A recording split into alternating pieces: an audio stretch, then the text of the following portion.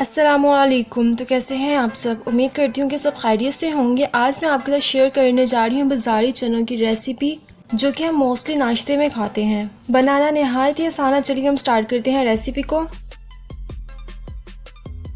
سب سے پہلے جو میں مسالہ تیار کر لوں گی. آپ اس مسالے کو بنا کے سٹور کر سکتے ہیں اور جب بھی آپ نے چنے بنانے ہو تو آپ اس مسالے کو استعمال کر کے چنے بنا سکتے ہیں. مسالہ بنانے کے لیے سب سے پہلے میں لے رہی ہوں سوکھی میتھی جو کہ میں نے 1 چمچ لیا، جائفل 1 عدد، لونگ 5 سے 4، سفید مرچ جو لی ہے میں نے ٹی اسپون لی ہے 1، دال چینی میں نے 2 عدد لی ہے جو 3 انچ کی تھی، میتھی لیا 1 ٹی اسپون، کری پتہ 2 عدد، بادیان کا پھول 2 عدد، سونف 1 چمچ، زیرہ 1 ٹیبل اسپون. ان سب چیزوں کو جو ہے میں گرائنڈ کر لوں گی. اپنا مسالہ تیار کر لوں گی.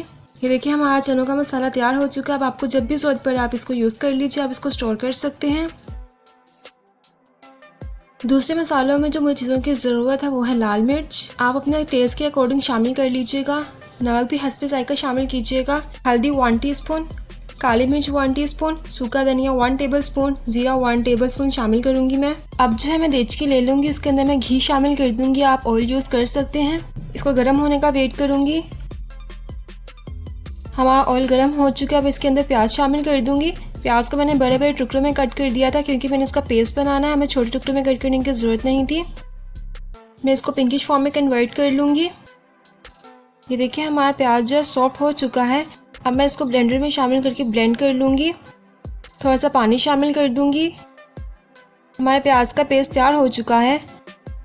اب میں اس کو اسی آئل میں شامل کر دوں گی اور اسے اچھے سے بھون لوں گی تب تک کہ سائڈ پہ آئل نہ آ جائے.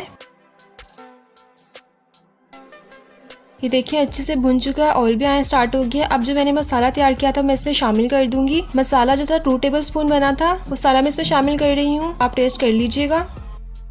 اور جو دوسرے مسالہ جات ہے وہی میں شامل کر دوں گی. اسے اچھے سے مکس کر لوں گی. تقریباً 3 سے 4 منٹ کے لیے جو ہے بالکل لو فلیم پہ میں اسے کوک کر لوں گی تب تک جب تک آئل سائڈ پہ نہیں آ جائے گا.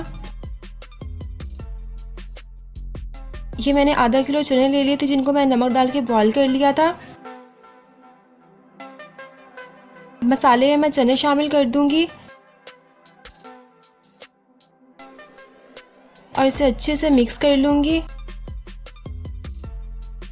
اب جو ہے میں اس کے اندر ہری مرچیں شامل کر دوں گی. کور کر کے 3 سے 4 منٹ کے لیے میں اس کو دم دے دوں گی. یہ دیکھیں ہمارے چنے تیار ہو چکے ہیں. میں امید کرتی ہوں کہ آپ کو میری ریسیپی اچھی لگی ہوگی. اگر آپ کو میری ریسیپی اچھی لگے تو چینل کو سبسکرائب کر دیجیے. ویڈیو کو لائک کیجیے گا.